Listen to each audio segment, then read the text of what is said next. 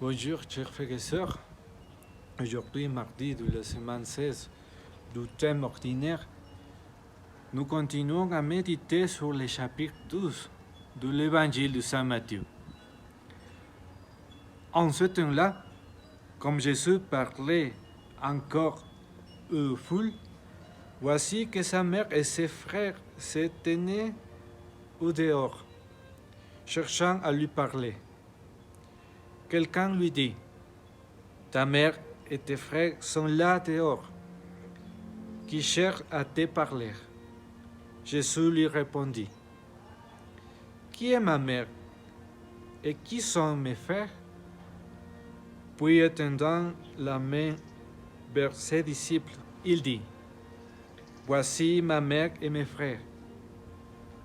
Car celui qui fait la volonté de mon Père qui est aux cieux, celui-là est pour moi un frère, une sœur, une mère. Acclamons la parole de Dieu. Gloire à toi, Seigneur Jésus. Lorsque nous parlons d'amour pour les personnes que nous sommes proches, la partie humaine, beaucoup de fois, pèse plus.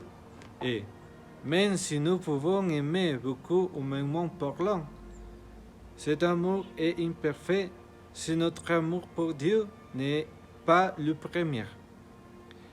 Dans les paroles de Jésus, nous pouvons voir que ses proches, sa vraie famille, sont ceux qui font la volonté du Père. Cela ne signifie pas qu'il n'aimait pas ses proches. Et il aimait évidemment sa mère, d'autant plus qu'elle était la parfaite servante de Dieu, qui était toujours là pour faire la volonté de Dieu. La leçon de Jésus ici est importante. Le lien de sang, de groupe, de pays, tout type de lien humain ne pouvait pas être un obstacle à mon cheminement en Dieu. Souvent, nous conditionnons notre marche vers Dieu à ses affections humaines d'une manière qui n'est pas saine.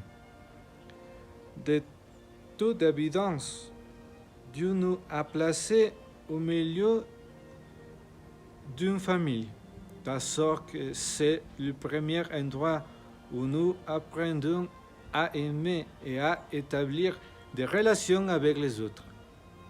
Même lorsque ces relations sont conflictuelles, elles peuvent avoir de graves conséquences sur la façon dont nous nous comportons avec les autres.